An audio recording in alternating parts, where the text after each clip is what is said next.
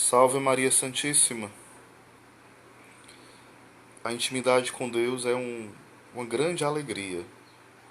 Nos fortalece, nos alegra, nos santifica, nos renova, nos liberta, nos cumula de tantas graças. Ou seja, o grande presente é ter o próprio Deus, que se une a nós. Nós muitas vezes queremos fazer muitas coisas pelo Senhor. Muitas coisas. Mas essas muitas coisas, se não forem conduzidas por Deus, nem inspiradas por Ele, elas podem nos atrapalhar, atrapalhar a vida dos outros, ser até um grande desastre. Por mais boa vontade que você tenha, que nós tenhamos, se nós não nos dispusermos a uma vida de oração, a uma vida séria de oração, a uma vida profunda e fiel de oração, a gente vai ser um desastre na vida dos outros. E na nossa também. Como fala, e eu repito várias vezes essa passagem bíblica, João 15, onde Jesus fala, né? Sem mim nada podeis fazer.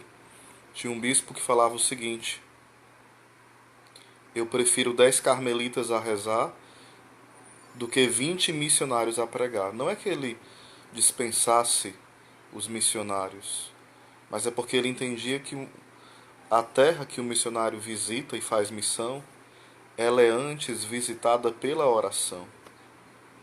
Quem prepara o terreno para o evangelizador são os intercessores. E o evangelizador também deve ser um intercessor. E o intercessor, de alguma forma, e de uma forma belíssima, ele evangeliza. Ele vai possibilitando, pela sua união a Cristo, a eficácia da evangelização. Nós precisamos respirar, nós precisamos comer e nós precisamos descansar, pois a oração é a respiração da alma. A oração é o descanso da alma. A oração é o alimento. Ou seja, esses 3 pontos, a oração é alimento, é descanso e é respiração para a alma. Alguém que não respira, que não descansa e que não se alimenta, ela tende a fracassar logo e a parar logo.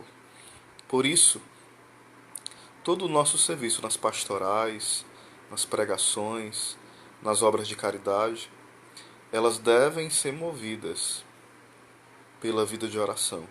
Deve ser um transbordar. Uma coisa não está contra a outra. Eu já rezo, eu já estudo, então, aliás, eu já estudo, eu já faço apostolado, então não preciso rezar. Grande engano. Aí é que você precisa.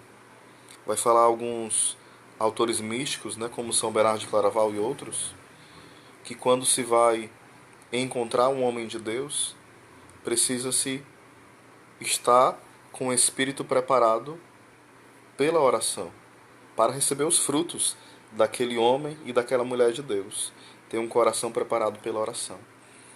E quando nós vamos encontrar um pecador, alguém que está numa vida de pecado muito forte, nós devemos rezar em dobro para que aquela vida de pecado não nos leve também ao pecado.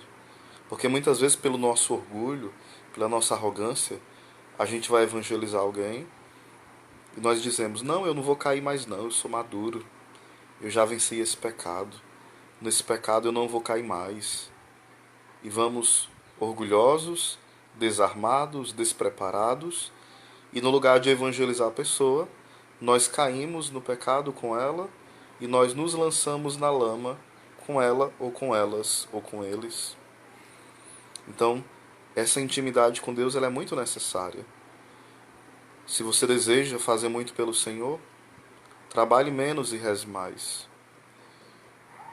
Porque quando a gente trabalha muito e reza pouco, o nosso trabalho é ineficaz.